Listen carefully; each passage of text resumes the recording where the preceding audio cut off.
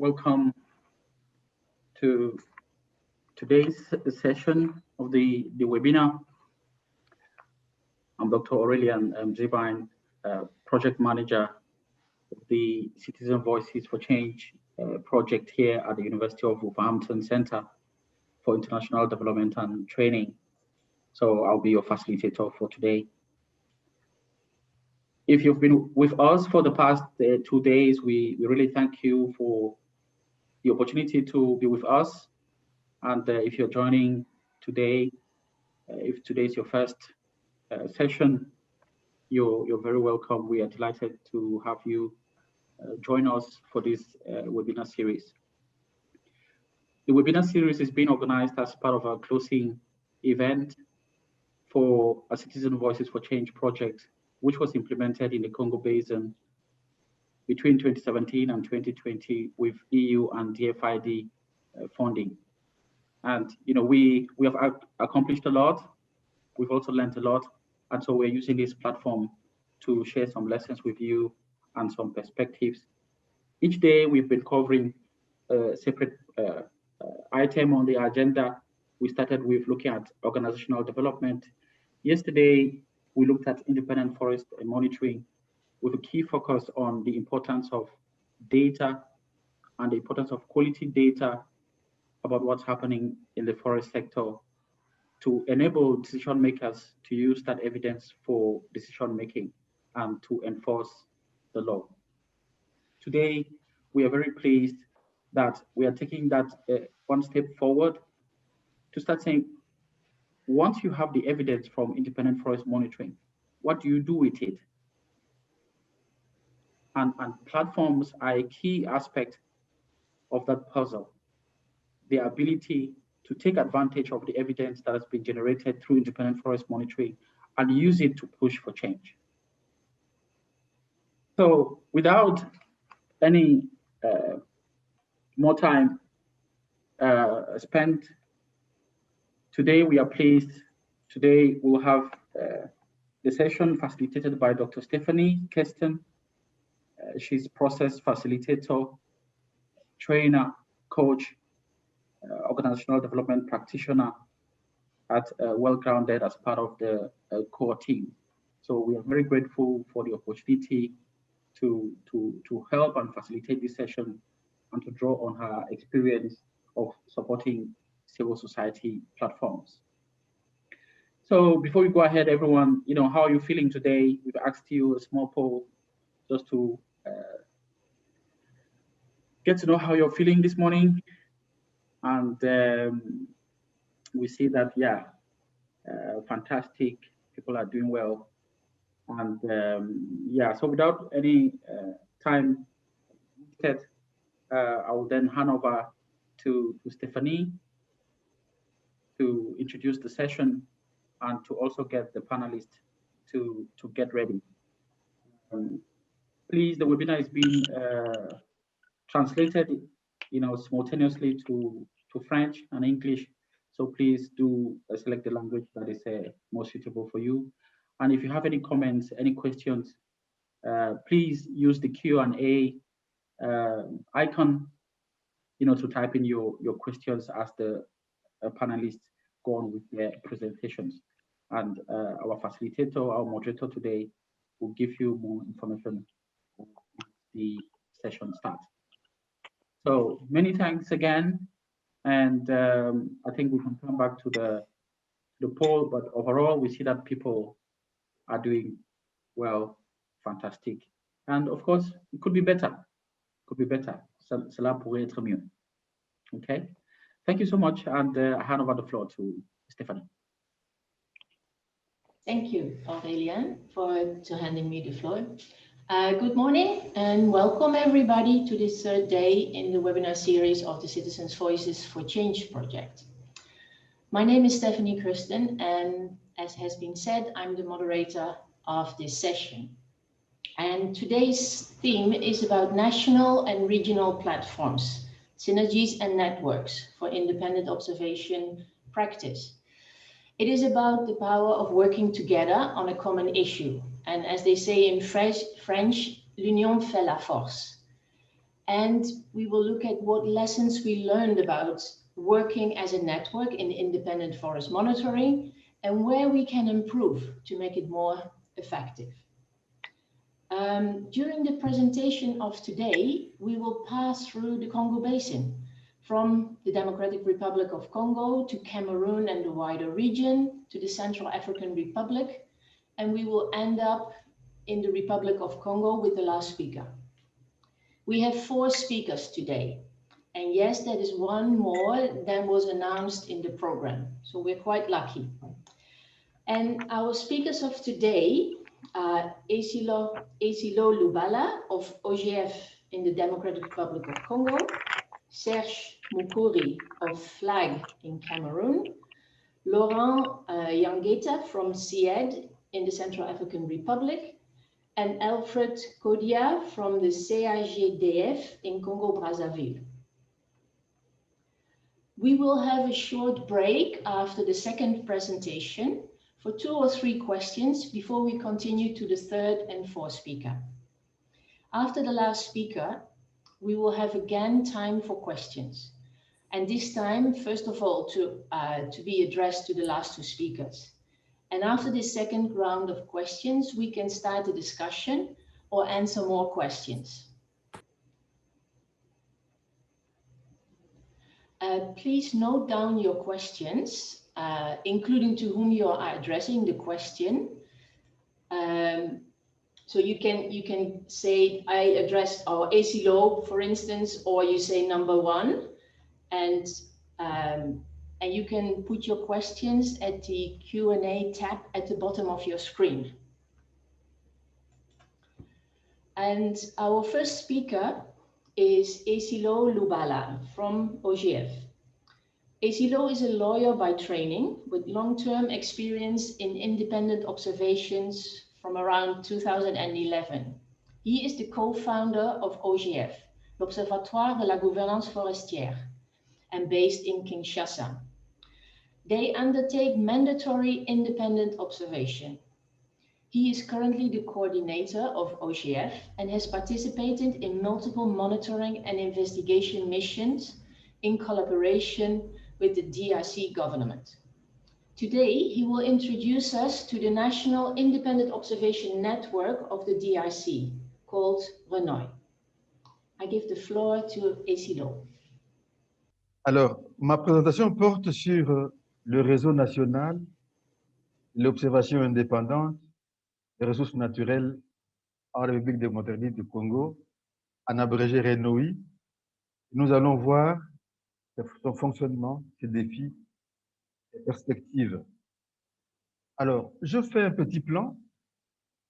Je vais développer dans le premier point les contextes dans lesquels fonctionne l'OI en RDC. Et dans ce même point, je vais parler de la création du RENOI, qui est ce réseau des observateurs internationaux mandatés en RDC. Dans le second point, je vais parler du fonctionnement de ce réseau. Le troisième point, je vais parler des difficultés et défis rencontrés par ce réseau. Dans le quatrième point, je vais parler des perspectives. Et je finirai par une courte conclusion. Alors, en ce qui concerne les contextes de l'OI en RDC, je veux dire que la RDC, c'est un très grand pays qui regorge d'énormes potentialités en ressources naturelles, dans les mines, les eaux douces et les forêts qui nous concernent aujourd'hui. Malheureusement, ces forêts sont exploitées d'une manière illégale. Ce pays, si grand qu'il est, manque curieusement des infrastructures adéquates de communication. Ça fait que le déplacement des populations de l'est à l'ouest, du nord au sud, devient difficile. Et donc, toute mission de contrôle est aussi affectée par ce manque d'infrastructures. Cependant, une bonne chose, il existe une loi forestière en matière forestière, parce qu'il s'agit de forêts qui nous concernent aujourd'hui, il existe une loi qui a été promulguée le 29 août 2002 sur le secteur forestier. Et cette loi possède de nombreux arrêtés d'application, dont l'un fixe les règles et les formalités du contrôle forestier. Il s'agit de l'arrêté 102 du 16 juin 2009 qui prévoit en son sein que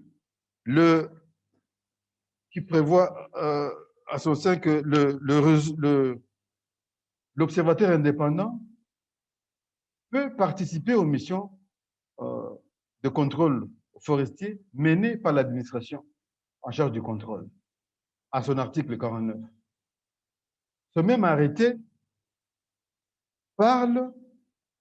donne la possibilité à toute personne, quelle qu'elle soit, de dénoncer tous les faits illégaux dans le secteur forestier lorsqu'elle les observe dans son sillage.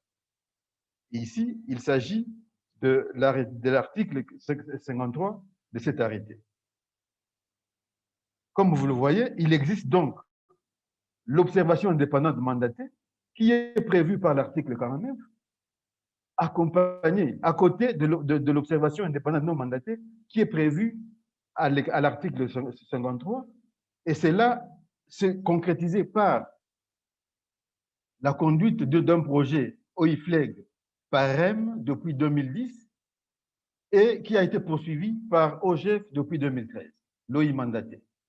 Comme vous venez de le voir, l'existence de ces deux formes d'observation indépendante, l'observation indépendante mandatée et l'observation indépendante non mandatée, on fait qu'il y ait nécessité de créer le réseau pour mutualiser les efforts.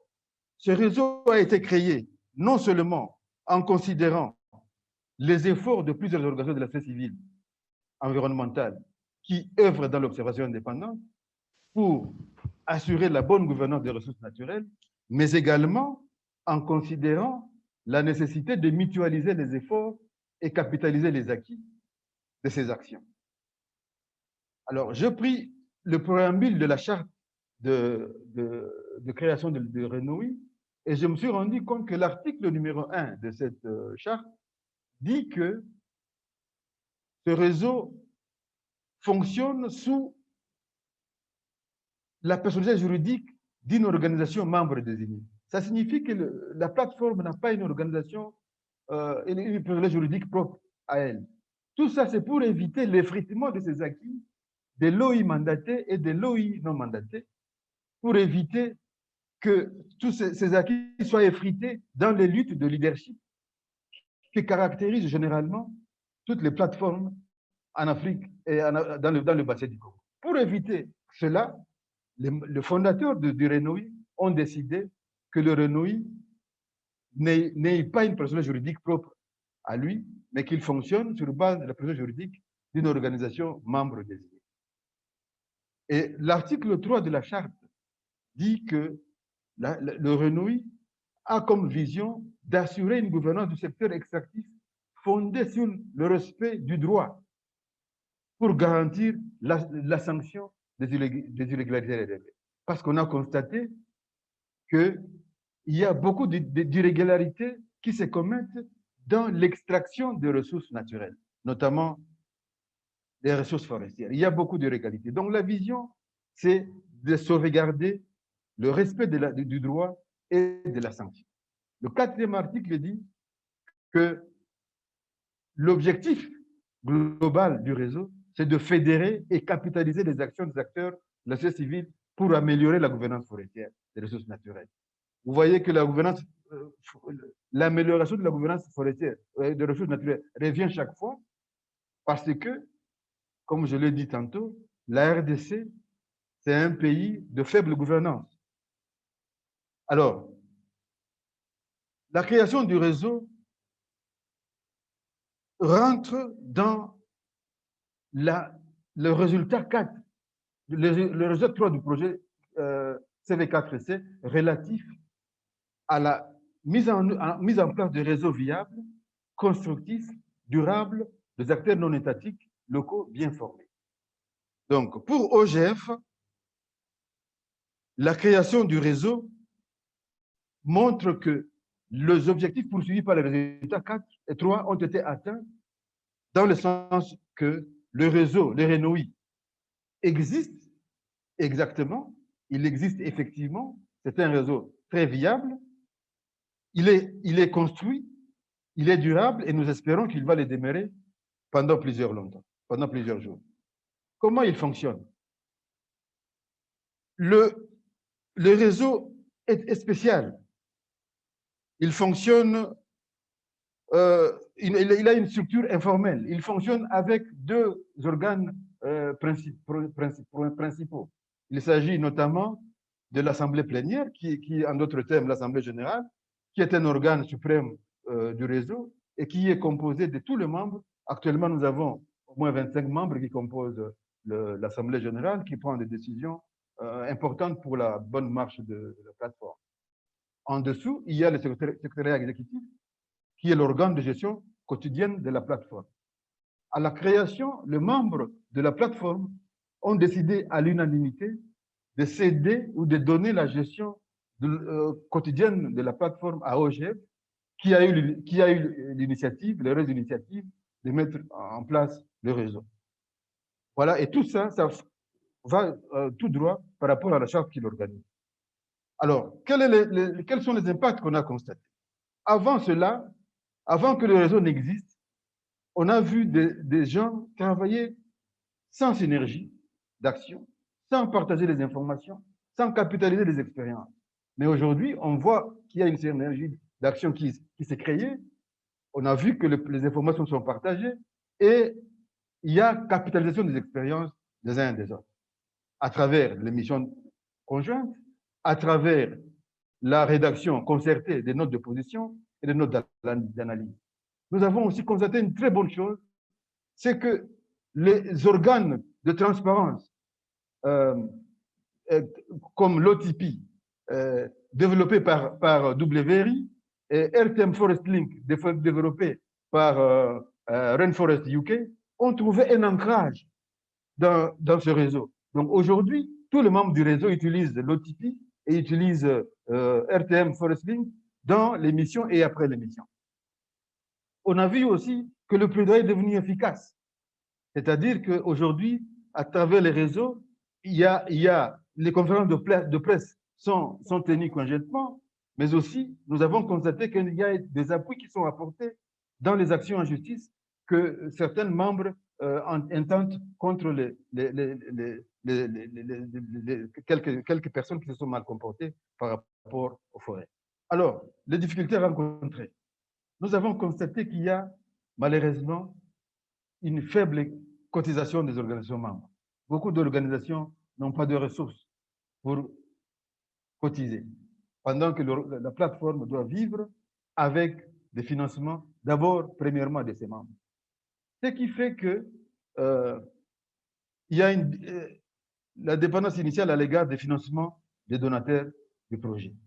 Toutes les activités dépendent des financements que nous avons de l'extérieur.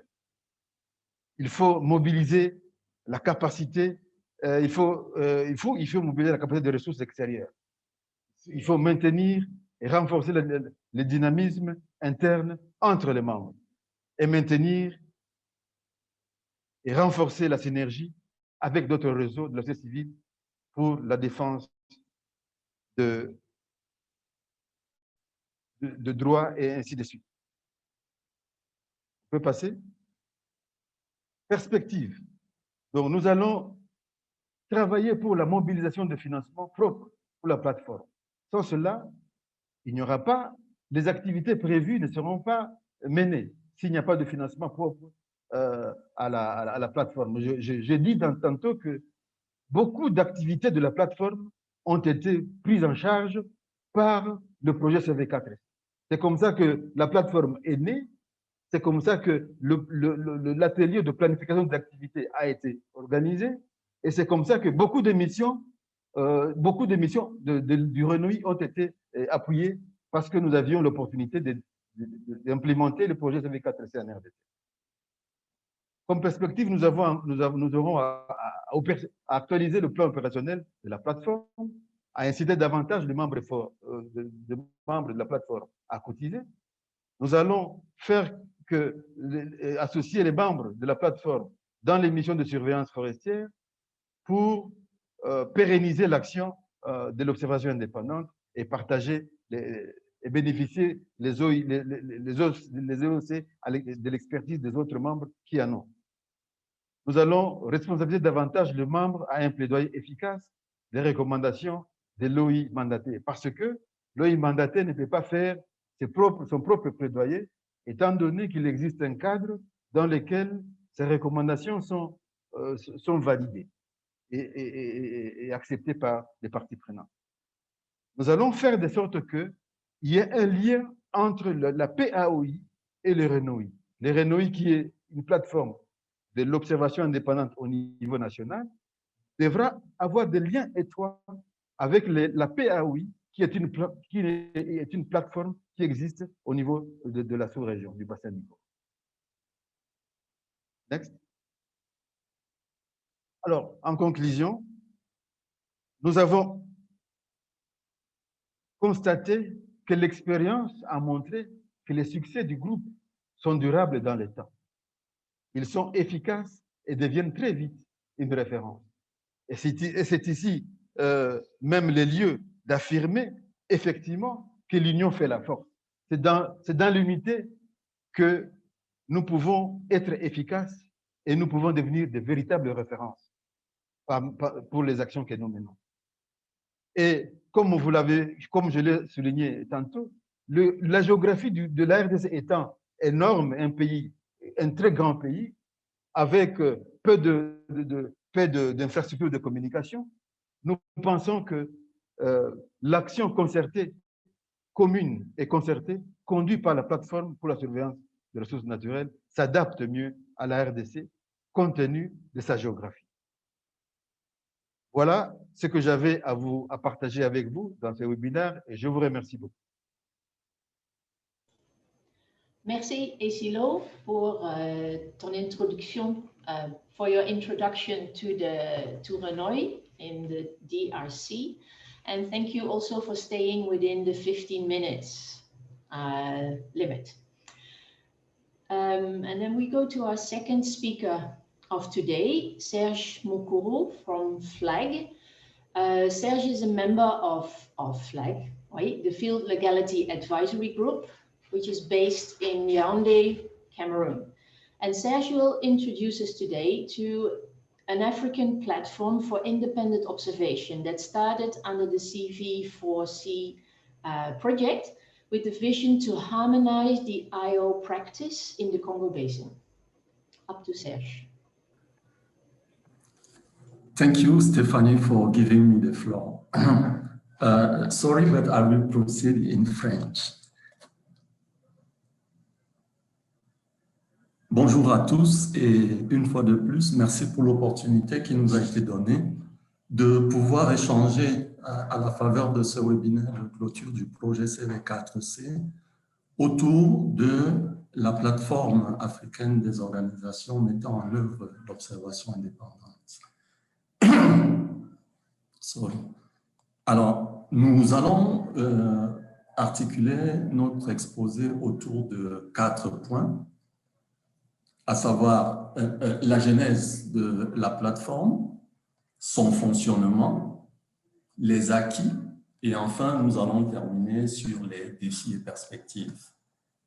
Alors, très rapidement, en guise de contexte, l'idée de la plateforme africaine des organisations mettant en œuvre l'OI tire son origine d'un projet mis en œuvre en 2014. De 2014 à 2016 par FLAG. Dans le même temps, à la fin de ce projet, il s'est avéré que les activités de la plateforme n'avaient pas pu se poursuivre pour différentes raisons. Donc, tous ces éléments ont ont favorisé à travers la venue du projet CV4C la reprise en main de cette idée afin de pouvoir remettre sur pied cette plateforme qui, de notre point de vue, représentait un élément important pour la construction d'une compréhension commune de l'observation indépendante. Alors, en guise de contexte, on peut dire qu'on a constaté au fur et à mesure de l'évolution ou du temps le nombre important d'organisations qui mettaient en œuvre l'observation indépendante. Ces organisations utilisaient des approches et parfois des techniques qui n'étaient pas toujours identiques les unes ou les autres, et que le concept d'OI en lui-même faisait l'objet de critiques en ce qui concerne ses résultats ou les méthodes qui étaient utilisées. Et donc, la plateforme était aussi une réponse à toutes ces critiques-là, next please, à toutes ces critiques dans le but de favoriser une meilleure compréhension de ce concept et partant de là, un meilleur avenir pour l'OI. C'est dans ce contexte que la plateforme s'est donnée comme mission d'harmoniser les approches, renforcer la crédibilité de l'outil, c'est-à-dire de l'observation indépendante, promouvoir les collaborations et les synergies entre les acteurs, accompagner la mise en œuvre de l'OI dans la sous-région et enfin servir comme cadre de réflexion pour l'avenir et l'avenir de l'OI. Next. Alors, cette plateforme, comment est-ce qu'elle fonctionne? C'est à l'image de ce que Essilo expliquait il y a une minute sur le RENOI.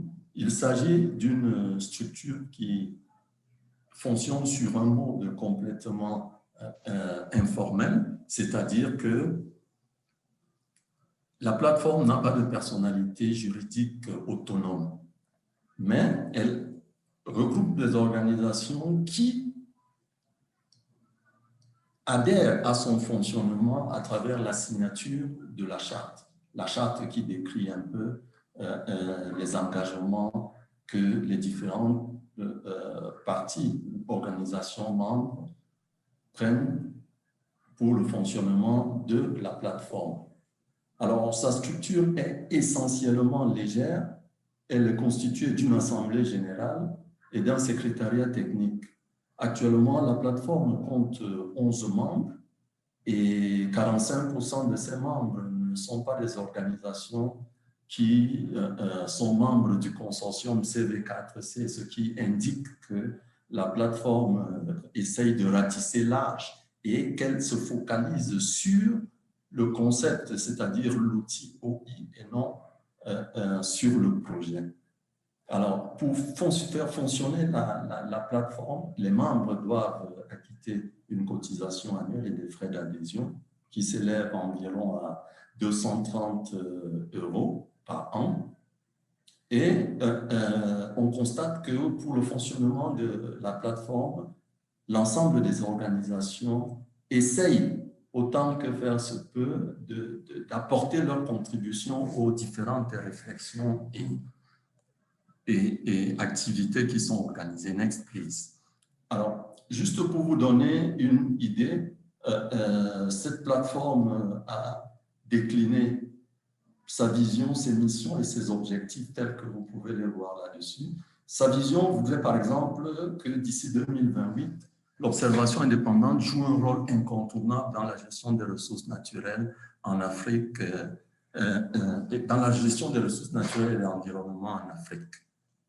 Next, please. Alors, en termes d'acquis, qu'est-ce que cette plateforme a pu atteindre pendant les quelques années de son fonctionnement. 3 grands acquis que nous pouvons identifier ici. En premier lieu, c'est la construction des éléments de base pour une crédibilisation accrue de l'OI, le développement d'un outil de partage d'informations et puis les rencontres annuelles. Alors, si on veut aller dans le détail en termes de construction des éléments de base pour une crédibilisation accrue de l'OI, là-dedans, on peut citer l'adoption d'une définition consensuelle de l'OI. Next, please.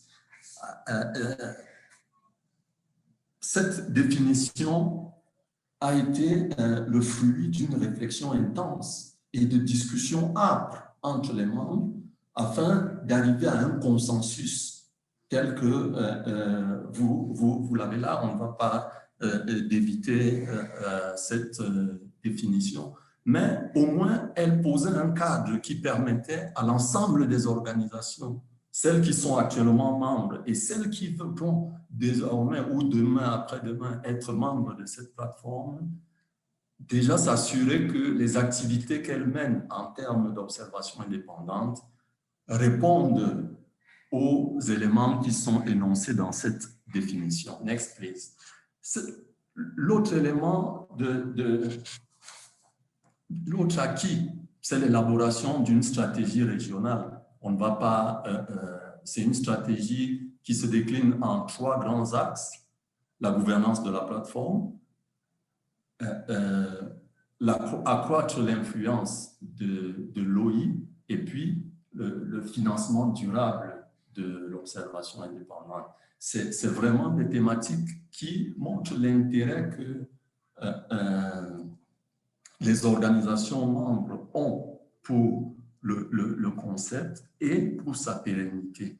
Et donc, c'est autour de ces 3 grands axes-là que s'est déclinée la stratégie régionale d'OI qui a été adoptée par la plateforme. Next, please.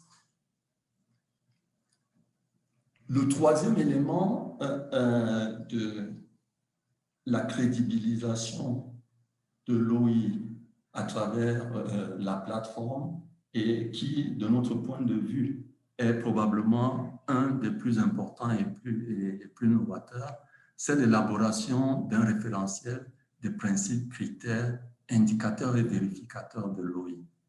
En fait, ici, il s'agit d'un outil qui, à terme, va permettre aux organisations d'étalonner, de mesurer le niveau de fiabilité des activités qu'elles mènent dans le cadre de la mise en œuvre de l'OI dans leurs activités quotidiennes.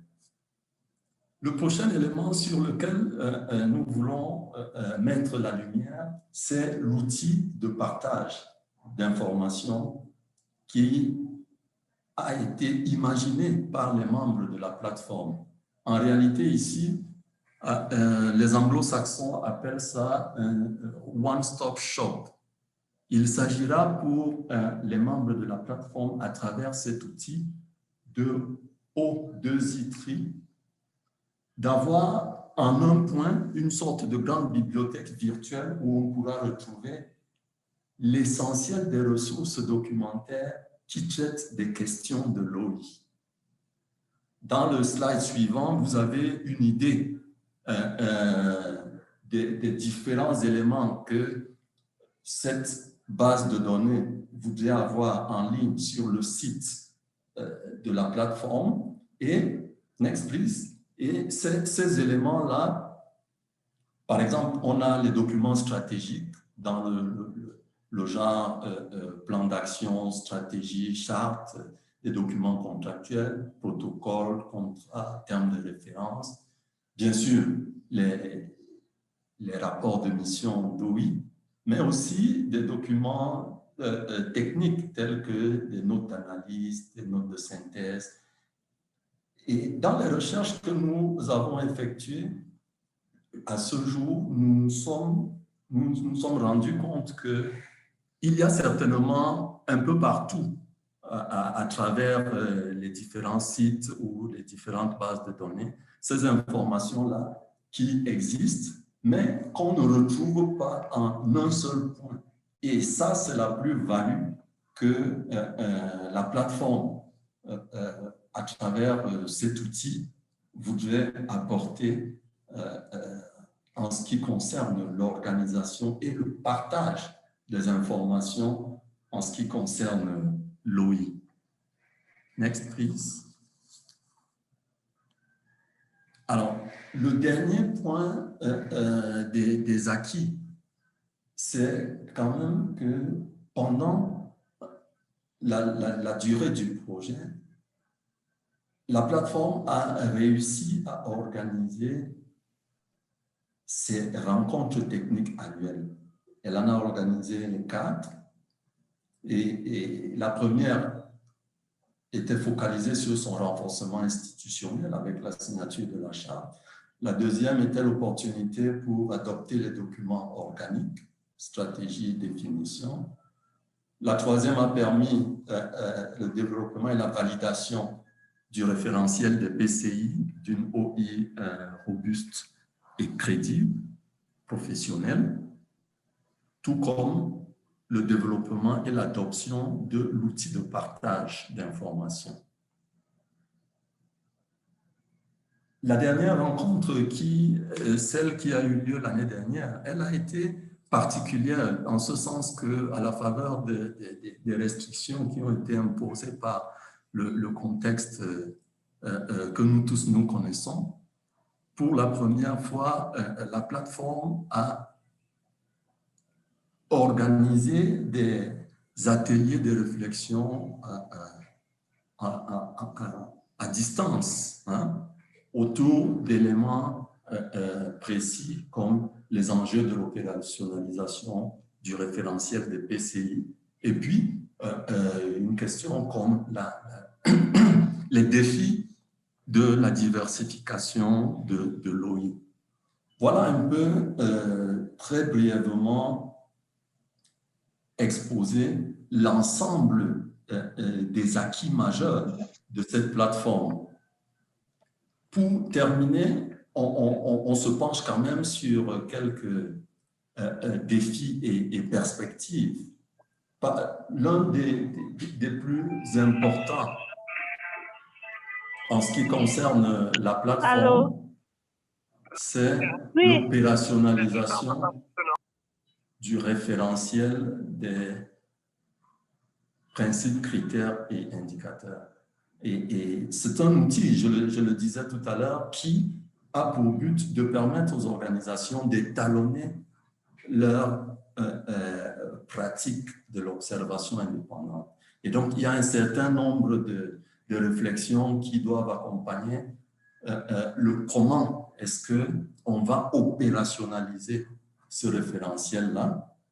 Bien entendu, il faudra que les membres s'entendent sur l'approche qu'ils souhaiteront avoir pour l'évaluation de chaque membre, c'est-à-dire est-ce que ça sera une auto-évaluation ou une évaluation par un tiers. Ce sont des discussions qui vont alimenter les prochains jours, les réflexions au sein de cette plateforme. Il y a la poursuite de la construction d'une compréhension commune du rôle de la PAOI et de la dynamique d'ensemble. La réflexion sur les mécanismes de financement durable de l'OI.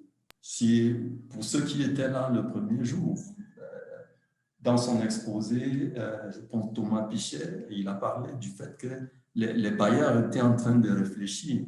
Et nous, au niveau de la plateforme, nous nous disons, on ne peut pas leur laisser toute cette lourde responsabilité. Et donc, au sein de la plateforme, il y aura une réflexion pour accompagner et essayer de mettre en place des mécanismes qui permettront un financement durable de l'observation indépendante.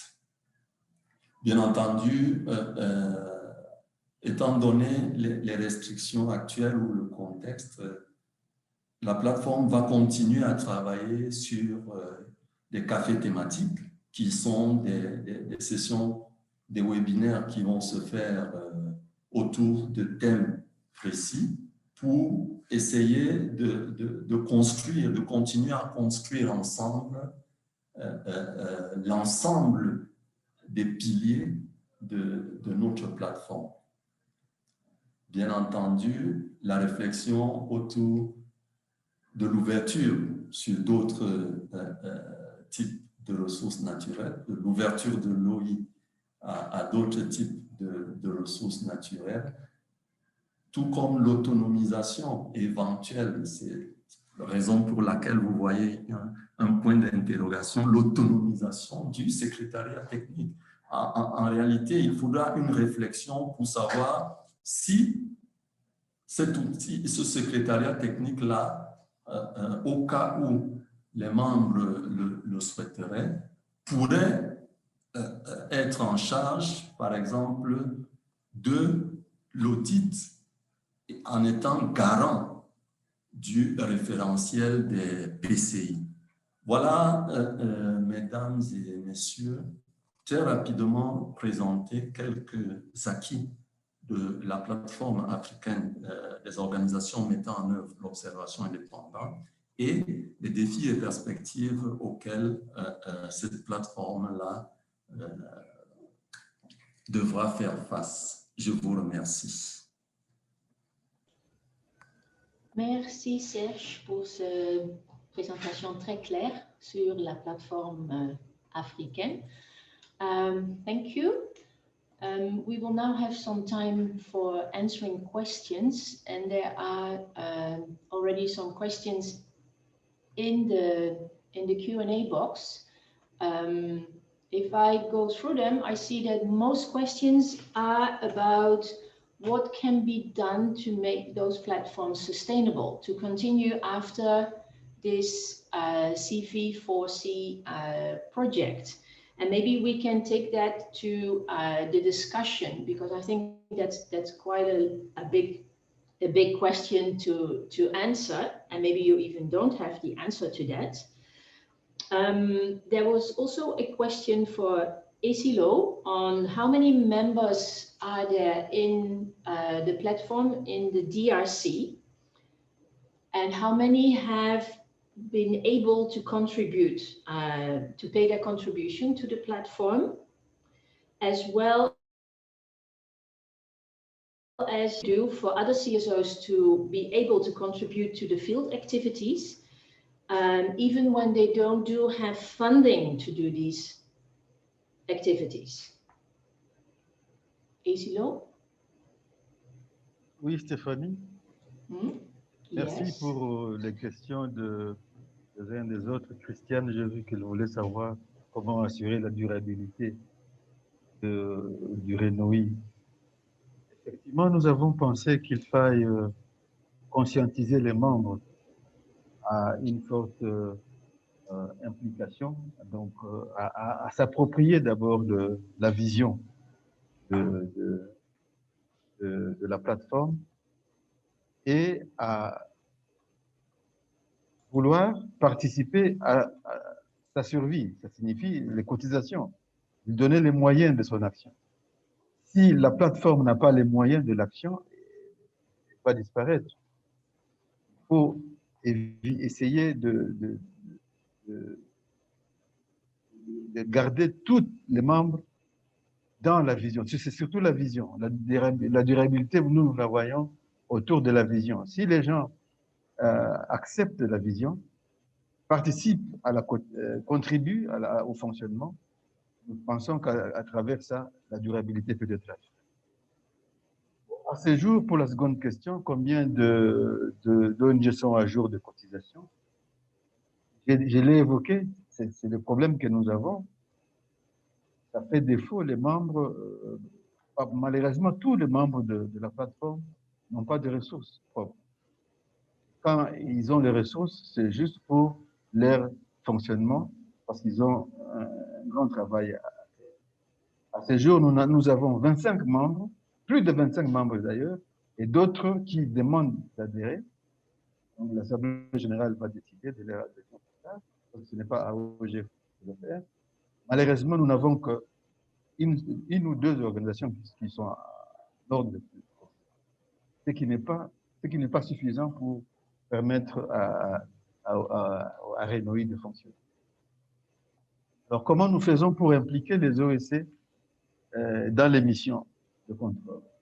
Nous avons le système, le Renoy a comme système de choisir les zones de mission ou de choisir une ONG ou deux dans la zone de mission pour les impliquer dans les missions. Donc, chaque fois quand le Renoy va en mission, il y a une équipe qui est sélectionnée au niveau central et 2 ou 3 ONG qui sont sélectionnées dès que la mission arrive sur le terrain. Et ça, c'est pour pérenniser l'action de l'observation indépendante et former sur l'État les OEC qui ont besoin d'être formés.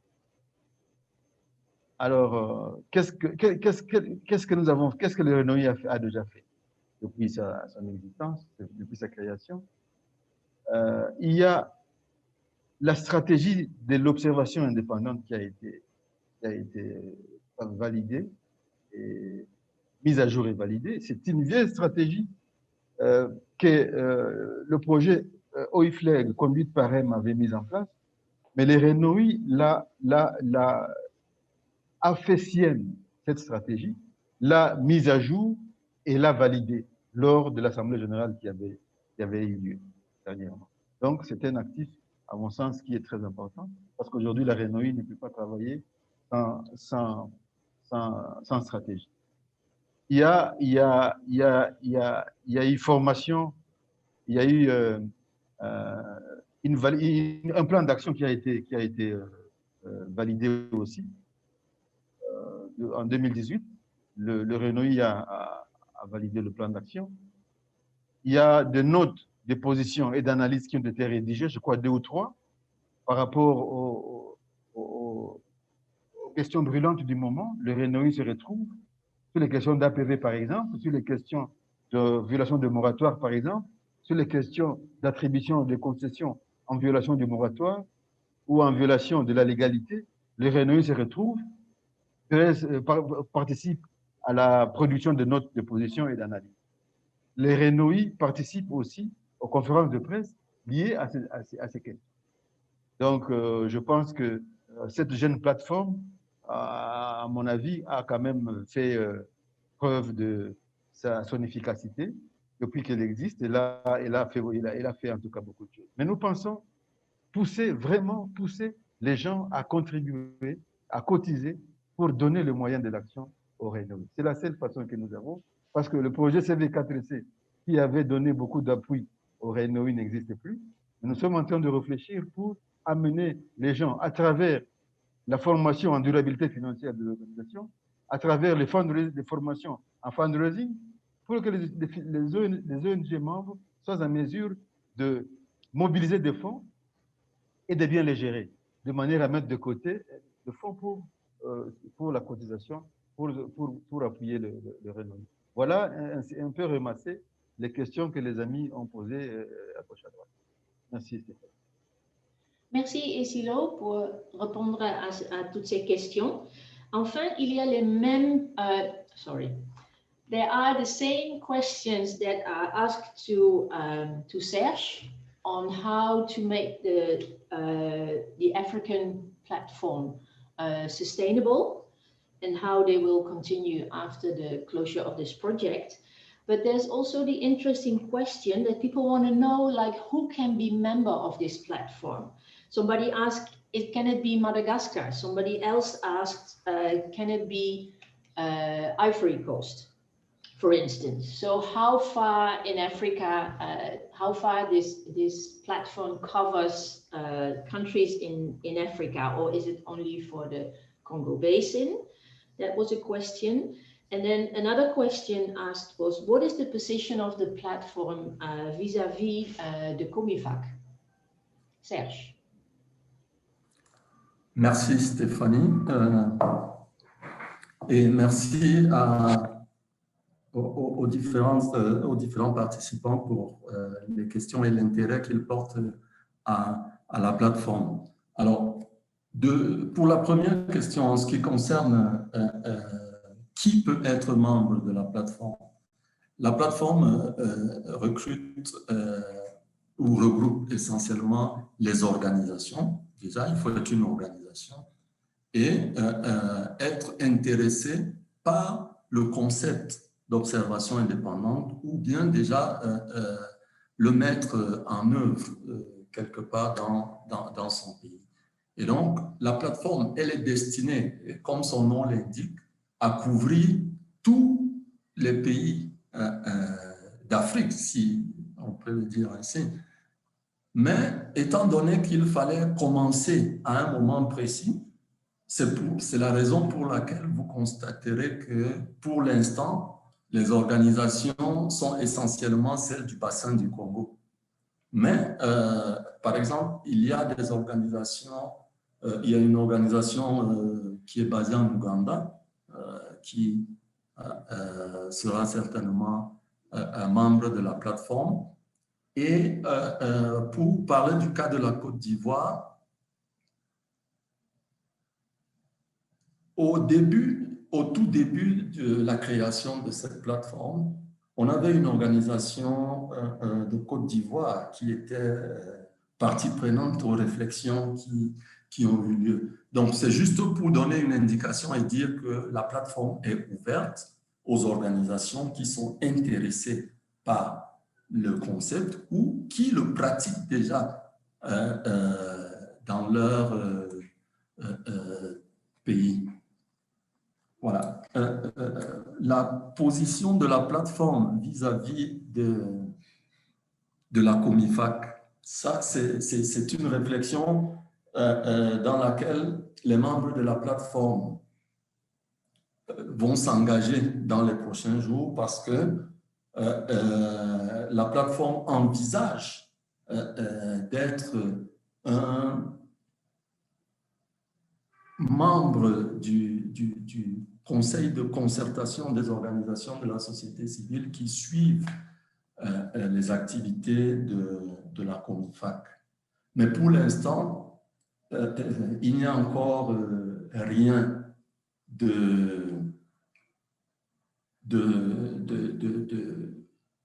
d'acté pour la simple raison que la plateforme travaillait d'abord à sa structuration en tant qu'entité et une fois qu'elle aura acquis, elle aura conquis sa notoriété, à ce moment-là, elle va se projeter pour servir d'interface entre les organisations sous-régionales et les acteurs de l'OI. Ça, c'est pour le cas de la Comifac, ce qu'on peut dire en l'état actuel. Mais retenons que la plateforme, ce n'est pas une plateforme exclusive pour les pays du bassin du Congo ou de l'Afrique centrale. Thank you, Serge, pour répondre à ces questions. Il va arrêter la possibilité de poser des questions à ce moment pour ne pas prendre tout le temps de deux autres présentateurs. Our next speaker is Laurent Yangueta from CIED. Laurent is a geographer by training, working as a project manager for the CV4C project with CIED, le Centre pour l'information environnementale et le développement durable, based in Bangui. He will introduce us to a consultation platform set up in the Central African Republic in the fight against environmental criminality. The floor is to you, Laurent. Bonjour à tout le monde. Je vais faire cette présentation au nom de Laurent qui a des difficultés d'Internet. Donc, sa présentation parle de la synergie entre les observateurs indépendants et les autres institutions de l'État, notamment l'expérience de la plateforme de concertation de la lutte contre la criminalité environnementale, forestière et faunique et autres crimes assimilés. Next. Dans quel contexte est-ce que cette synergie dont nous venons de vous parler s'est développée? C'est qu'il y a eu un souci d'amélioration de la gouvernance de la gestion des ressources naturelles et dont le gouvernement centrafricain s'est déjà engagé dans un vaste chantier de réforme du cadre réglementaire institutionnel. C'est ainsi qu'on a vu la signature d'un accord de partenariat volontaire qui consacre l'observation indépendante et la confie à la société civile africaine. Et cette observation indépendante a évolué et intervient en complément du contrôle forestier. En 2017, le CIED a ainsi négocié et obtenu du gouvernement un protocole d'accord pour la mise en œuvre de l'OIM et un arrêté institue le comité de lecture et désigne ses membres, comité de lecture des rapports de production de l'observation indépendante. Cet arrêté a ainsi permis la réalisation de 7 missions conjointes, donc 6 avec les services en charge de contrôle et 1 mission avec la direction des forêts et plateformes de concertation pour la lutte contre la criminalité environnementale, forestière, faunique et autres infractions associées. C'est une plateforme qui est fortement liée à Interpol en RCA. Next. Donc, comment s'est passée la mise en place de cette plateforme de concertation? La RCA faisant partie du comité des chefs de police d'Afrique centrale, Interpol, qui est doté d'un statut juridique et d'un règlement intérieur depuis 1997. La plateforme de concertation a ainsi pour objectif d'appuyer les pays membres à lutter contre la criminalité environnementale sous toutes ses formes. En 2015, par exemple, on a un programme d'activité pour l'année 2016 qui élaboré par le bureau régional Interpol pour l'Afrique centrale Yaoundé, qui avait déjà pris en compte diverses opérations liées aux activités de police, douane, eau et forêt. Des formations et des réunions, bien sûr, ont pu se tenir dans ces différents pays, y compris la RCA. Et donc, dans le cadre du projet CV4C, en 2017, il y a eu l'organisation par le bureau régional Interpol à Yaoundé et d'un atelier. À la suite de cet atelier, le plan d'action prévoyait que le point focal au ministère des Eaux et Forêts saisisse Interpol pour engager une collaboration avec le bureau régional pour l'Afrique centrale et le projet CV4C. Dans le but de proposer l'idée justement de cette plateforme de concertation qui met ensemble l'administration forestière, la société civile et Interpol dans la lutte contre la criminalité environnementale en RCA. Et cette action a été consolidée par l'arrêté numéro 25/MEF DIRCA PCC PAC /20 du ministre des Eaux et Forêts, Chasse et Pêche qui voit donc le jour en 2020. La plateforme est composée de représentants de plusieurs départements ministériels, bien sûr, y compris la présidence de la République, l'Assemblée nationale, la primature, bref, un ensemble de structures, d'organismes étatiques qui donnent un pouvoir important à cette plateforme dans ses actions au quotidien. Next. Donc, la plateforme, comment est-ce qu'elle est organisée? On a un bureau exécutif qui est constitué d'un président, rapporteur, conseiller juridique, conseiller technique, qui anime et coordonne les activités de la plateforme. On a un groupe de travail qui est l'organe d'exécution des missions de la plateforme. Ces missions sont bien sûr déterminées en plénière. Et cette plateforme est bien entendu placée sous la tutelle du ministère des Eaux, Forêts, Chasse et Pêche. Next.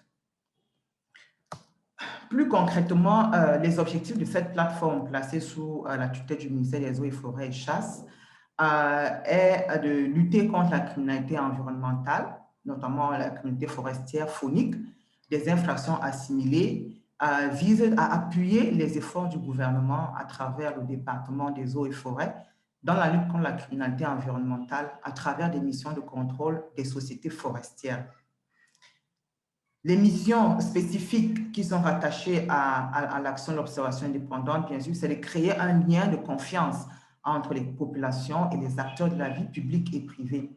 Il s'agit de hisser au rang des modèles de bonne gouvernance les exploitants des forêts centrafricaines en vue de préserver l'environnement et les ressources forestières.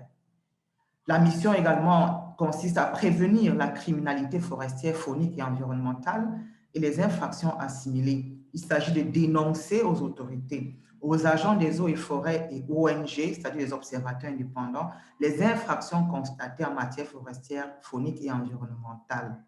Next. Next. La première expérience de la synergie, c'est une synergie qui est créée, comme vous l'avez vu, dans le cours du projet. Et le projet a bien entendu apporté un appui technique et financier à l'organisation des missions conjointes dans le cadre de cette collaboration de synergie.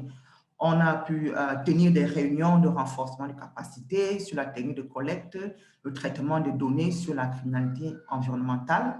Il y a eu des missions de terrain pour un état des lieux, des exportations de 3 sociétés forestières opérant en RCA et également la mise à disposition de rapports de mission, c'est-à-dire le rapport de contrôle forestier et de l'observateur indépendant qui sont mis à la disposition de cette plateforme pour contribution et amélioration. Donc, les résultats qu'on a obtenus à la suite de ces missions conjointes, c'est notamment, on a eu 21 jours, il faut dire, il y a eu 21 jours de missions qui ont été effectuées avec des agents de police, de douane, de l'administration forestière et la société civile, notamment SIED, observateur indépendant mandaté. Cette mission a produit 2 rapports, un rapport de l'observateur indépendant et un rapport de l'administration des eaux et forêts qui ont été publiés. Cette mission a donné lieu à 3 procès-verbaux et ces procès-verbaux ont porté une amende totale de 478 millions de francs CFA qui ont été infligés aux 3 entreprises forestières contrôlées pendant cette mission. Donc, pour la procédure de récupération de ces amendes qui ont été infligées, on a vu une notification de paiement adressée à chacune de ces sociétés. La société Timberland, par exemple, s'est vue refuser le quitus d'exportation de bois pour le mois de décembre parce qu'elle n'avait pas payé les dites amendes. Ainsi, la société Timberland s'est vue refuser le quitus d'exportation, ce qui est un signal fort de la coopération entre l'administration forestière, la police judiciaire, les douanes et la société civile. Next. Qu'est-ce que nous avons appris de cette collaboration, de cette synergie avec les autres institutions? C'est que le rôle de l'observation indépendante mandatée n'est toujours pas très bien comprise par les acteurs de la gouvernance forestière en RCA, surtout ceux des administrations qui étaient impliquées dans la coordination de cette plateforme. On a également compris que la reprise du contrôle forestier dans les permis d'exploitation par les agents du ministère en charge des forêts s'est faite grâce aux missions conjointes. Sans les missions conjointes, on arrive à des situations où il n'y a pratiquement pas de contrôle dans ces concessions forestières. On comprend également que la bonne collaboration entre la société civile, l'administration forestière en matière de suivi de la légalité donne un espace de partage d'informations sur l'exploitation des ressources naturelles, permet de définir des stratégies en vue de répondre aux problèmes constatés. On comprend également qu'il y a encore un besoin d'une meilleure coordination dans la préparation des futures missions, de sorte que chaque organisme puisse jouer pleinement son rôle étant sur le terrain. Il y a encore une nécessité de maintenir la dynamique au sein de la plateforme après CV4C parce que comme c'est le CV4C qui a entièrement soutenu cette plateforme, les réflexions ont commencé pour voir comment cette plateforme continue de fonctionner après CV4C. Et on a noté une innovation dans la démarche. Cette collaboration permet de voir qu'en impliquant les douanes, on a utilisé des machines non déclarées à la douane. Ce sont des machines qu'on a pu détecter sur le terrain qui n'étaient pas déclarées à la douane. La gendarmerie, par exemple, a décelé les cas d'emploi de main-d'œuvre d'immigrés en situation irrégulière. Et du coup, on a vu cette connexité qu'il y a entre l'exploitation forestière illégale et les infractions connexes, les infractions liées à l'immigration, des infractions liées au commerce en général. Next. Des manquements aussi ont pu être relevés pendant l'expérience de cette synergie. C'est notamment la faible capacité des agents forestiers à qualifier les illégalités forestières constatées sur le terrain. C'est la faible participation des agents du ministère en charge des forêts qui ont pris part à la mission du comité de lecture de validation, qui soit n'étaient pas là, soit n'ont pas véritablement contribué à l'amélioration de ces rapports. C'est également l'absence des actions entreprises par l'administration forestière après le comité de lecture et de validation des rapports d'OIM. Autre faiblesse, c'est l'absence de suivi de recommandations par la société civile elle-même, qui ne va pas au bout de son action pour voir qu'est-ce qui a été, quelle décision a été prise, qu'est-ce qu'il faut faire pour que une décision soit prise pour apporter un changement aux illégalités constatées. On a enfin la dépendance extérieure en termes financiers, CV4C. Ça, c'est une grosse faiblesse sur laquelle il faut vraiment travailler. Next. Nous concluons en disant que la plateforme de concertation de lutte contre la criminalité environnementale est un atout et une opportunité pour améliorer la gouvernance des ressources naturelles en RCA. Malgré ces nombreuses opportunités proposées par cette plateforme, des faiblesses dans la préparation et la conduite des missions, la qualification des faits et le rapportage doivent encore être améliorés. Donc, elle reste au moins, la plateforme de concertation reste au moins un partenaire sur qui on peut compter pour aller de l'avant. Mais on se pose encore cette question, que deviendra-t-il de la plateforme après CV4C, étant donné que c'est une jeune plateforme? Est-ce que la société civile ou les autres acteurs vont rentrer dans la dynamique? Est-ce que le gouvernement va rentrer dans la dynamique pour que cette plateforme perdure? Next. Voilà, je suis arrivé au bout de la présentation de Laurent Singila. Merci. Thank you, Arlene, for stepping in at the last minute and present the presentation of Laurent. You can still put your questions in the Q&A because Aurélien has offered to answer the questions that you have concerning the presentation of Laurent. Our next... Laurent is there also, so he's come back now. Okay, so he's come back as well. Yes. Okay, thank you. That's great. The next speaker, before we go again to the questions, is Alfred Nkodia from the CAGDF. Alfred is, since 2013, the coordinator of OIFLEG, implemented by CAGDF, le Cercle d'appui à la gestion durable des forêts, based in Brazzaville. He has been in this area of work since 2008, working with the Resource Extraction Monitors and Forest Monitor. Alfred will introduce us today to improvements made in the application of the forest law and forest governance in the Republic of Congo. The floor is to you, Alfred. Bonjour à tous. Moi c'est Alfred Nkodia de la République du Congo et je représente ici le Cercle d'appui à la gestion durable des forêts qui mène l'OI mandaté en République du Congo. Donc je vais vous faire part de l'état de lieu de l'application de la loi forestière et de la gouvernance en République du Congo durant la période de CV4C. Donc, je disais, durant la période de CV4C de 2017 à 2019, nous aurions bien voulu aller jusqu'en 2020, mais les données ne sont pas disponibles. Il faut savoir que le CAGDF mène l'OI mandaté avec un protocole d'accord signé avec l'administration forestière.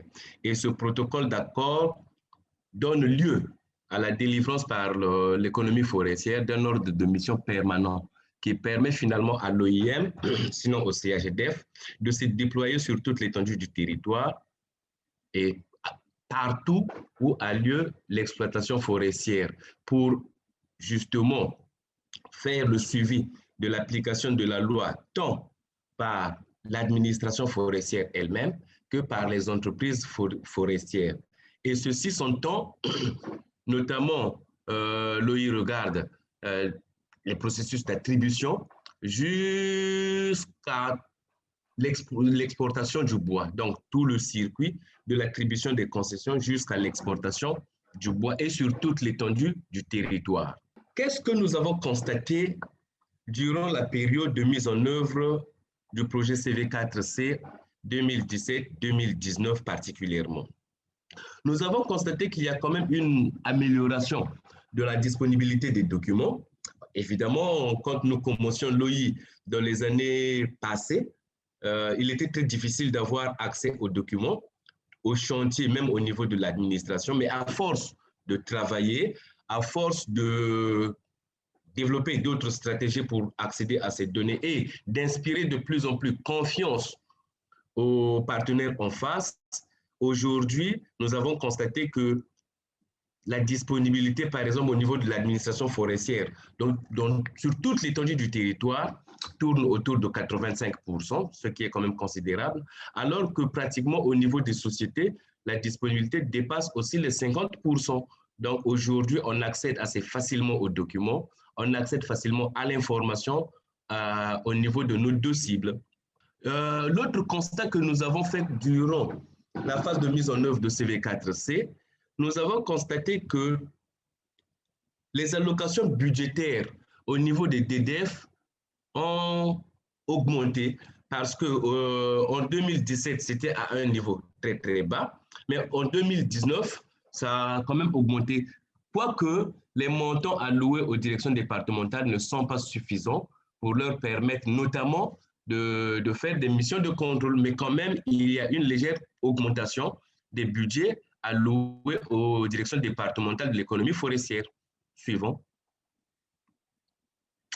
Voilà justement, comme je le disais, que les fonds sont en légère augmentation, mais ne sont pas suffisants pour permettre aux directions départementales de mener à bien leur mission. Et ça se constate d'ailleurs ici, quand nous remarquons que les missions pratiquement sont à la baisse, les missions d'inspection de chantier, c'est-à-dire pour aller contrôler les exploitants forestiers. Entre 2017 et 2019, nous nous sommes rendus compte que seules 38 missions de chantier ont été réalisées, soit une moyenne d'une mission par chantier pendant les 3 ans, ce qui est carrément insignifiant parce que pour une concession forestière sur les 3 ans, on devrait avoir au moins 12 missions. Et comme les moyens sont insuffisants, finalement, on s'est retrouvé avec une faible moyenne d'une mission simplement effectuée durant tous les 3 ans. CAGDF a également constaté que de plus en plus, il y a du mieux. Il y a du mieux dans l'application de la loi, dans le respect de la loi, tant par les entreprises forestières que par l'administration. Notamment, nous l'avons relevé au niveau de l'octroi des autorisations. En 2000, comme vous le constatez, en 2017, on avait épinglé 4 autorisations non réglementaires qui étaient accordées. Et en 2018, ça a grimpé jusqu'à 8, alors qu'en 2019, nous n'avons relevé qu'une autorisation non réglementaire qui a été accordée. Donc, on peut dire que l'effort est en train d'être fait à force de relever ces manquements. L'administration est en train de prendre effectivement conscience et on est en train de relever qu'il y a du mieux. De 8 à 1, on peut dire que bon, ça marche, les lignes sont en train de bouger. Constat encore, nous avons relevé, comme je l'ai dit, que de part et d'autre, que ce soit au niveau des entreprises que de l'administration, l'action que nous sommes en train de mener est en train de produire ses fruits. C'est vrai que nous n'avons pas toujours le retour voulu, mais les constats que nous faisons régulièrement, nous relevons que la tendance est quand même un peu à la baisse. Quoique les manquements sont là, mais il y a du mieux parce qu'en 2015, on avait relevé 50 infractions, alors qu'entre 2017 et 2019, donc les 3 années combinées, nous sommes à environ 67. 67, ce qui peut faire une moyenne peut-être autour de 30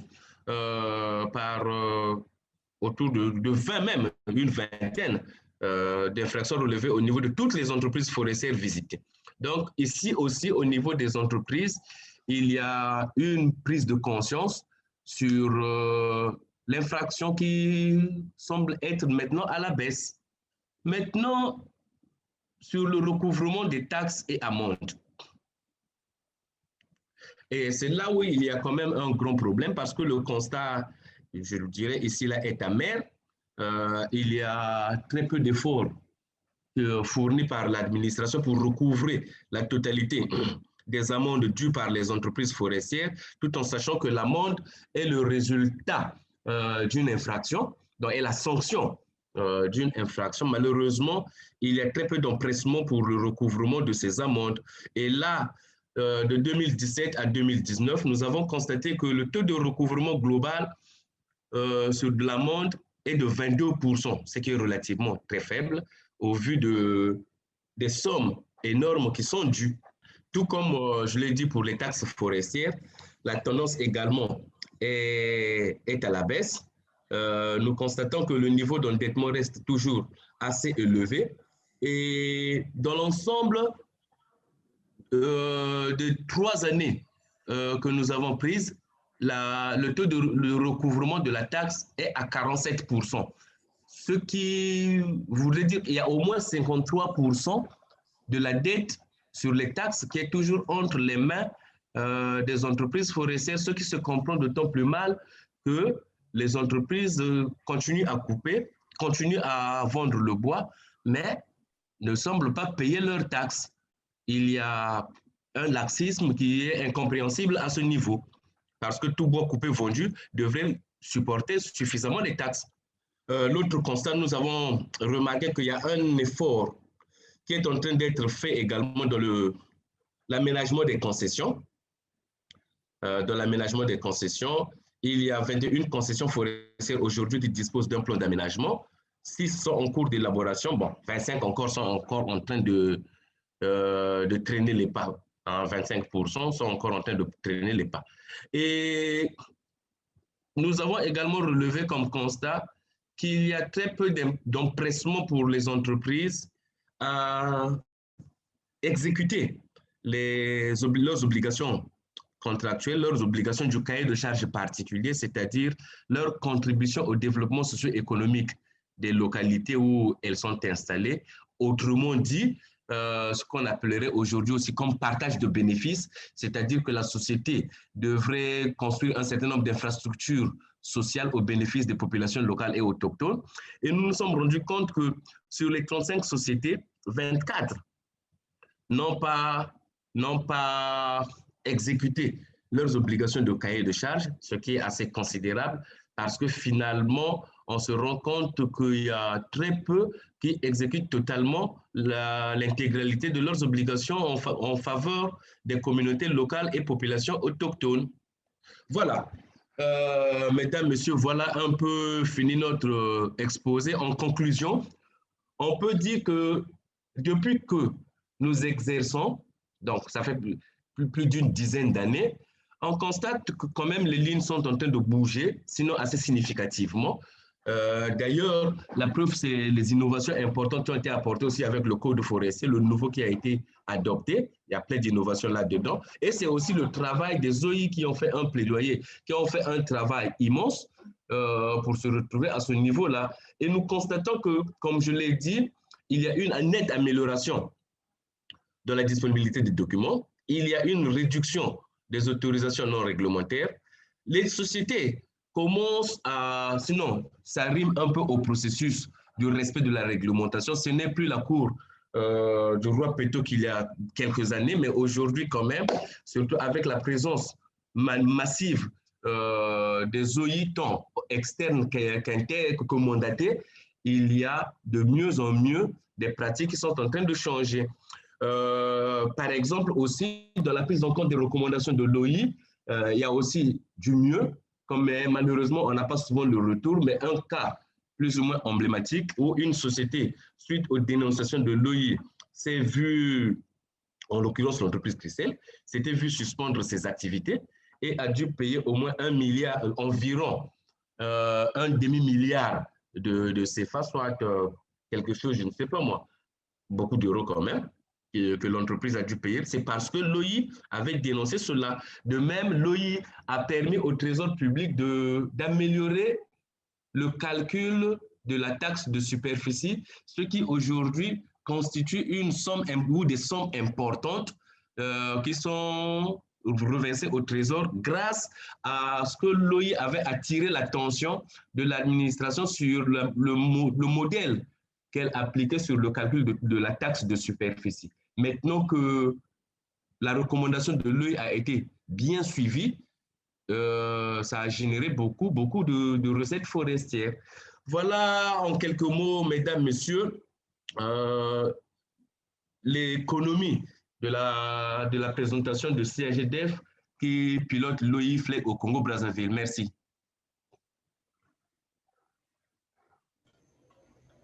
Merci Alfred pour ta présentation. Il nous reste autour de 20 minutes encore pour des questions. Et il y a les mêmes questions qui sont venues pour Laurent sur la durabilité du plateforme et comment faire pour assurer que ça peut continuer après ce projet. Yes, thank you very much. I think it's an important question, the issue of financial sustainability, and I think that because this was an innovative initiative, this is the first of its kind really in Central African in the Congo Basin region to have this type of multi-stakeholder forest and environmental crime working group. And sometimes you need that initial investment from a project like CV4C to get something like this started. And I think that we're just beginning to see the fruit of this effort. For example, the presentation from Laurent showed that for the first time, fines of close to $500 million, were slammed on three companies, for example, that have been basically exploiting the resources in the country, without fear. And also because for the past years, the country didn't have the resources, to do forest control. So projects like this allow the organization, civil society, but also the administration to redeploy on the field. And by so doing, this can also allow them, through, collecting fines from illegal activities, but also if the companies are paying their taxes, it enables the administration as well to have the resources, to continue to carry out these missions. So we do not think that the idea is to continue to have external funding in perpetuity for these types of actions. But if the government now sees the benefits, just taking from this one mission of how much they can collect from taxes and from fines, then it enables the administration to continue to carry out these activities without funding. But of course, it is our wish, that is what we hope. And we are very grateful to the European Union and to FCDO and to other donors for supporting this work, that please do not stop, because there is much to be done. And by the way, the work that civil society is doing, you could argue, we're all protecting the climate. This is a public good that civil society organizations are trying to bring, to support the protection of Congo Basin forest. So I think that these types of platforms need to continue to be funded, because in a way, we're providing a public good here. And so for me, it will be to encourage, other donor agencies. It doesn't have to be the EU alone, but other donors and other partners can take advantage of the fact that there's a platform there existing, it works, and explore how they can support the civil society to work better with the administration to generate even more funds and to continue the work that is being done. Thank you, Aurélien, for answering this question and to really emphasize that those platforms fight for the public good and will probably need funding for the rest of their existence, which can come from international donors or local donors, national donors, as well as from taxes that the larger logging companies start paying. If you have more questions about how to make these platforms more sustainable, please put them in the chat. And there are some other questions based on the presentation of Laurent. One is about how this initiative, this Synergie initiative, how are they collaborating with other CSOs? Thank you very much again. The key contact point for the Forest and Environment Crime Working Group has been CIED. You know, that was the key partner of the project. But represented within the Forest and Environmental Crime Working Group were also other civil society organizations that are part of the National Civil Society Platform that is called GDNRE.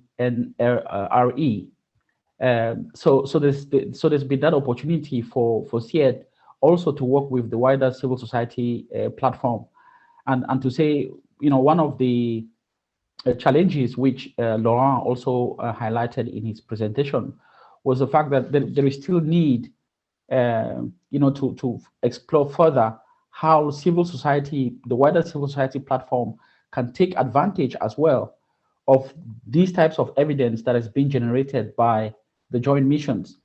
Because now that the fines have been issued to the companies, you know, work has to be done, you know, to monitor that those companies actually end up paying those fines. And this is where, you know, the wider civil society platform can play a strong role in terms of engaging with the government, but also other stakeholders to ensure that the rules and those fines are effectively paid. Thank you. So you're saying, in fact, that specifically for the Central African Republic, this Synergie that was set up is collaborating strongly with the existing civil society platform in the Central African Republic, and that is a way of working in a more broader way, including different organizations. Yes. Yeah. Yeah. Continue. Yeah. No, I mean, you could always say that much needs to be done, isn't it? And you know, because we can take the example of the Republic of Congo, where Alfred has just made a presentation from. And you know, in the past years, you know, CRGDF, you know, has been the only mandated organization there carrying out independent forest monitoring. But now also through the CV4C project, we've also supported, you know, wider national civil society platforms to create external independent forest monitoring. So there's now a network, a SNOI network in Republic of Congo that is carrying out non-mandated independent forest monitoring with stronger links to the national platform. So in some cases, we have to build in complementarities, like it's the case with the Republic of Congo, where the mandated IFM, as you have seen from Alfred's presentation, has tended to focus on what happens in the forest concession. But by having a wider network of other NGOs that can also monitor other aspects of forest governance, like the right of workers, the rights of indigenous peoples, and other issues around, you know, land use change and agricultural expansions, it provides that stronger engagement of civil society, you know, beyond just producing evidence, but using evidence for advocacy and to push for change. Thank you. That's very clear. And there is a question for Alfred about it's Ibrahim who asked this question, and I will read it in French. He says, like, there's le 25% des concessions forestières non aménagées, c'est beaucoup. Qu'est-ce qui est prévu pour amener les détenteurs des dites concessions à se conformer à la réglementation forestière en vigueur? OK. Merci Ibrahim. Merci Ibrahim. Ben, je pense aussi que 72% de concessions aménagées aussi, c'est beaucoup. Hein? Parce que, bon, c'est vrai que l'idéal serait qu'on ait 100%, mais il y a quelques années, c'est peut-être 28% qui étaient aménagés. Et aujourd'hui, s'il y a 72% qui sont en aménagement ou en cours d'aménagement, je pense que l'effort est fait. Bon, mais bref, si il y a effectivement des sanctions qui sont prévues. Dans le cas où une entreprise n'exécute pas à temps ou bien n'élabore pas à temps son plan d'aménagement, ça peut même aller jusqu'à la résiliation de la convention. C'est vrai, il y a des sociétés qui traînent encore des pas, mais il est prévu, selon la loi, que si une entreprise n'est pas aménagée, c'est une infraction même lourde parce que finalement, dans la politique nationale, la politique forestière nationale, le plan d'aménagement est le socle de la gestion durable des ressources forestières. Mais malheureusement, on a très peu vu des sociétés être sanctionnées, des entreprises être sanctionnées pour non-élaboration à temps de leur plan d'aménagement. Et c'est là où il y a quand même quelques je dirais, un peu de laxisme. Hein, un peu de laxisme. Mais ce que je pense qu'il faut constater, c'est l'effort. C'est ce que, à force d'avoir dénoncé le fait qu'il n'y avait pas de plan d'aménagement, aujourd'hui, quasiment tous sont dans ce processus-là, même si ce n'est pas encore aménagé, mais ont déjà pris des consultants pour réaliser des études préliminaires, ont signé des protocoles d'accord. Il y a quand même cette volonté d'aller vraiment vers l'aménagement. Et 72%, je pense que des concessions qui sont aujourd'hui dans le processus, c'est un score à encourager. Merci, Alfred. There is another question for you. It's about how are you sure that what is the evidence that the changes that you have presented are real long-term changes? And this question comes from David Young, and he says, like, paying fines can be seen by some of the guys as the cost of doing business. In some contexts, it's cheaper to pay the fines than to pay taxes. What is your experience about this in the Republic of Congo? C'est ça. Merci, David. Bon, effectivement, hein, c'est difficile aujourd'hui de dire que les changements que nous avons constatés sont pérennes parce qu'il y a beaucoup de facteurs qui entrent en ligne de compte. Il y a des facteurs financiers, il y a de la responsabilité individuelle et tout humaine. Donc, il y a tous ces facteurs-là qui entrent en compte pour que ça, notamment pour le recouvrement des taxes, par exemple. Aujourd'hui, nous constatons que sur les 3 ans, le taux est à 47%. C'est faible, nous avons dit que c'est faible. Mais par contre, nous disons que, par exemple, la disponibilité des documents est à 85%.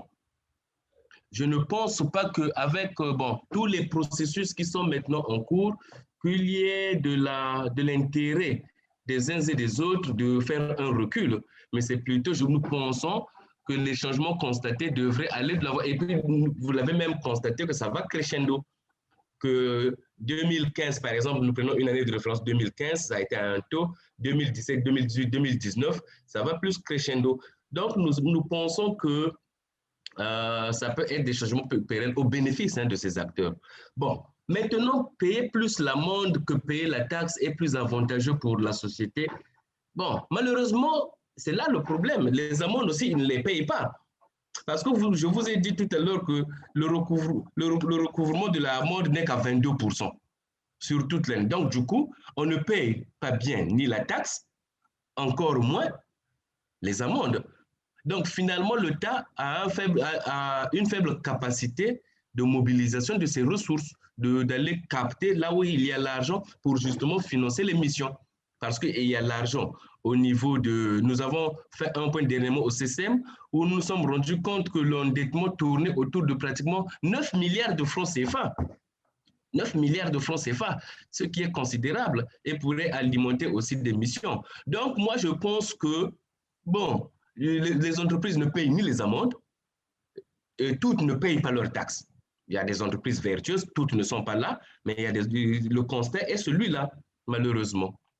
Thank you, Alfred. I hope this answered the question.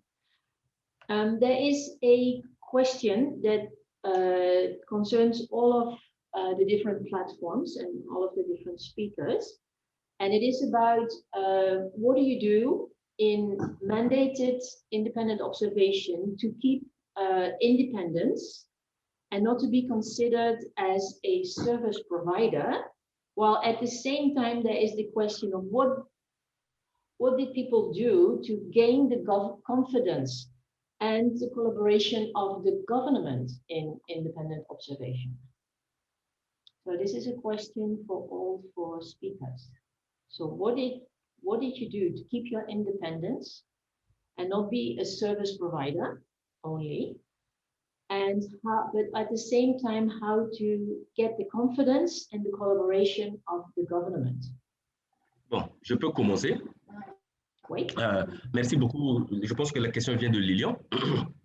En effet, l'indépendance d'action et de moyens est fondamentale quand on mène l'OI. Voilà pourquoi nous avons pour règle, jusqu'à présent, de ne pas prendre l'argent du gouvernement. Parce que, bon, il y a des ONG au niveau européen qui sont financées par l'Union européenne.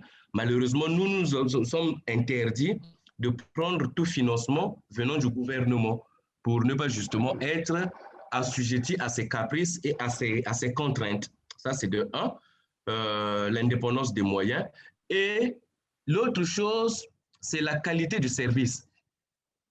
C'est la qualité du service rendu. Aujourd'hui, l'OI au Congo mène, enfin l'OI Monaté, fait valider ce rapport par un groupe mixte où ce qui est constitué des agents de l'administration, les membres de la société civile, notamment de la plateforme de gestion durable des forêts. Et aujourd'hui, grâce même à CV4C, nous avons intégré les sociétés qui elles-mêmes viennent au cours du comité de lecture défendre les positions relevées par l'OI. Et je vous avoue que là, c'est des arguments. Ce ne sont que des arguments qui tranchent. Donc, il y a la qualité du travail rendu, il y a l'indépendance des moyens et d'action pour assurer notre indépendance, parce que finalement, on ne peut pas être indépendant et prendre l'argent soit des entreprises ou du gouvernement. Maintenant, c'est vrai, aujourd'hui, comme le gouvernement n'a pas assez de moyens, l'OI en a un peu, peut faire des missions et dénoncer. Mais ce qui est vrai, c'est que nous ne sommes pas au service de l'administration, mais nous sommes au service de la gouvernance forestière. Et nous militons tous pour que les choses changent en matière de gouvernance forestière. Donc, même si aujourd'hui, le gouvernement ne fait pas bien son travail, mais nous, si on peut le faire et le gouvernement peut sanctionner, je ne pense pas qu'il y a le mal à ça, puisque même que ce soit l'OIM ou l'OI externe, le but, c'est que la gouvernance forestière soit meilleure au niveau des forêts du bassin du Congo. Donc, je pense que nous ne sommes pas des succursales, nous ne sommes pas des collabos de l'administration forestière, mais nous sommes plus des partenaires. Nous travaillons en partenariat et le gouvernement ne nous a pas laissé, n'a pas sous-traité une partie de ses pouvoirs au profit des observateurs. Nous faisons simplement de l'observation. Et nous ne sommes pas des sous-traitants de l'administration, mais nous donnons tous plus d'informations au niveau de l'administration pour sanctionner les mauvais élèves et pour encourager les bons. Voilà un peu ce que je peux dire. Les autres peuvent compléter. Merci Alfred. Oui, est-ce qu'il y a quelqu'un d'autre qui veut ajouter et parler de comment ils gardent leur indépendance? Stéphanie. Oui, Serge. Oui, si je peux dire quelque chose sur cette question. Oui, bien sûr. Ok, merci. Oui, ce sont des préoccupations extrêmement importantes qui, de notre point de vue, sont au cœur de la mise sur pied de la plateforme africaine des organisations menant l'observation indépendante. Tout à l'heure, dans mon exposé, j'ai fait allusion au référentiel des principes, critères et indicateurs pour une observation crédible, robuste et professionnelle. Alors, parmi ces critères-là, il y a un qui touche particulièrement aux questions d'indépendance et d'impartialité de l'OI. Donc, ce que je voudrais dire ici, c'est quoi? C'est qu'au niveau de la plateforme, la réflexion a été menée de telle sorte que la plateforme construise des éléments qui vont permettre aux organisations qui s'engagent dans la mise en œuvre de l'OI de prêter une attention particulière aux questions d'indépendance et d'impartialité. Alors, c'est juste avoir des outils qui permettent de garantir votre indépendance. Par exemple, on peut illustrer avec le cas avoir une politique, par exemple, contre les conflits d'intérêts au sein des organisations et s'assurer qu'elle est mise en œuvre, c'est-à-dire qu'on s'assure, par exemple, que ceux qui travaillent dans l'OI au sein de l'organisation n'ont pas d'acquaintance ou de relations qui peuvent entraîner une certaine subjectivité vis-à-vis que ce soit de l'administration ou des acteurs du secteur privé. Donc, juste pour me résumer, c'est dire que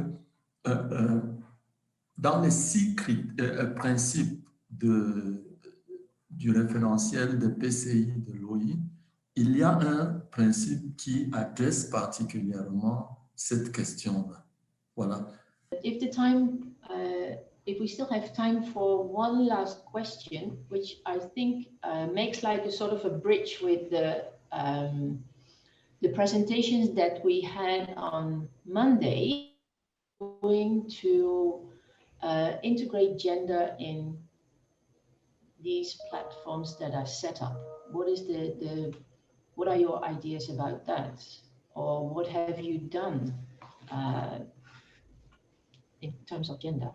Bonjour à tous. Si je peux dire quelque chose concernant l'intégration du genre au sein des plateformes, pour ce qui est du projet CV4C, sachant qu'il ne pouvait pas agir pour l'intégration du genre au niveau de tous les acteurs non étatiques, la stratégie avait été que tous les co-demandeurs du projet travaillent en collaboration avec les plateformes qui sont focalisées sur les questions de gouvernance forestière, notamment pour le cas de la RDC, le processus FLECT et les processus RED. Et particulièrement pour la RDC, on a dû même intégrer une plateforme spécialisée sur les questions de genre et environnement, le CFLED. Donc l'idée, c'était que par effet boule de neige, que l'appui à ces différentes plateformes profite aux différents membres de ces organisations. Donc c'est la même approche qui est aussi visée par le RENOI, c'est que vous allez vous rendre compte que les membres du RENOI viennent en fait déjà de ces différentes plateformes qui avaient été appuyées par le projet CV4C, c'est-à-dire le GTCRR, le CFLED et la CALF. Et donc, par échange d'expérience, je pense que c'est le cas au niveau de toutes les plateformes des 4 autres pays membres bénéficiaires de ce projet. Donc, l'idée, quand on a fait du renforcement des capacités, ça n'a pas été seulement dédié aux co-demandeurs. On a partagé, disons, on a associé à ces formations les différents membres de ces plateformes Et quand il s'est agi de la mise en œuvre également, on a intégré dans la planification, chaque fois dans la planification annuelle, des activités spécifiques au genre pour pouvoir pousser plus ou moins la mise en œuvre des stratégies et des politiques qui avaient été développées avec les différentes plateformes. C'est de cette manière-là que le gender a été poussé. Après, pour la suite, je pense qu'on l'a dit le lundi, le challenge pour chaque organisation, pour chaque plateforme reste de pouvoir pérenniser les actions entamées dans le cadre de CV4C en cherchant de l'argent qui puisse continuer à appuyer l'action d'intégration du genre dans la gouvernance forestière. Merci. Merci Higuera pour répondre à cette question. Et enfin, ce n'était pas ta question, mais c'était la question de Norma de CIED en Centrafrique. C'est bien de nous rappeler aussi que le genre, c'est quelque chose à intégrer à toutes les activités et ce n'est pas un thème qui reste à part de toutes les autres initiatives. Nous sommes venus à la fin du temps. Je peux dire que pas à la fin de discussion. Je pense qu'il y a encore plein de questions qu'ils ont posées qu'on n'a pas encore répondu. Les excuses pour ça. To wrap up, I think we can get some conclusions out of this session. And I think the main one is like these platforms are in fact continuing to struggle to have the resources to function and to continue dynamically their coordination work and independent observation and to be recognized as a source of information and experience in it and to become sustainable. We also know that these platforms and networks play an important role in developing a common and strong independent observation approach at the national as well as the international level. I personally have learned about the synergy that can be established between civil society and administration to share information about the exploitation of natural resources and to define a strategy to respond to the challenges encountered towards good governance of these resources. And I think we all acknowledge the important role of these networks, national and regional, to share information to be used in advocating for better forest and natural resource governance. I thank you all very much, and specifically for the 4 speakers of today for their insightful presentations, and to all of you for your participation today. I will hand over to Dr. Aurélien for his closing remarks. Thank you. Many thanks, Dr. Stephanie, for that. It was a fantastic moderation and sharing of this session. We were very pleased, and we thank you again and all the panelists and all the participants again for their contributions. And yourself was fantastic, Stephanie. Often, people ask the question, why, what has IFM brought? What is the change that IFM has brought? And you made fantastic summary there. You say yes, IFM generates information, but that information needs to be taken a step further. And these civil society networks play a key role in making use of this information, but also helping those organizations that have responsibility to develop and to generate the evidence to even be better at what they do. And I think the PAOE platform and then the RENOE in DRC are specifically doing that. Of course, funding is a key issue. And as we said, deforestation, climate change, these are global issues. And we think that for the good of the whole planet, we have to continue to support these organizations to do this work. Because without that type of funding, without long-term funding, these organizations will not be able to do this. I think it's a reality not only of Congo Basin, but also you look at the Amazon and other areas where deforestation and other illegalities are happening. So at the same time, we are drawing and calling on international donors and partners to continue and to see the value of these networks continuing to do this work. And I think as a summary as well, we made this small projection to summarize that really we should look at IFM with these 3 I's. IFM is there to generate information, evidence. But then, of course, the government and other actors need to create the incentives and the institutions for this information to be used about change. So IFM is just one aspect of the triangle. And that information is critical because in many of the countries where IFM works, access to information is very difficult. And we think that IFM organizations, we saw the example of Republic of Congo and Central African Republic, they are bringing to light information which you never have had if these organizations were not doing the work that they are doing. So thank you very much again for participating today. Please, tomorrow there's also another interesting topic.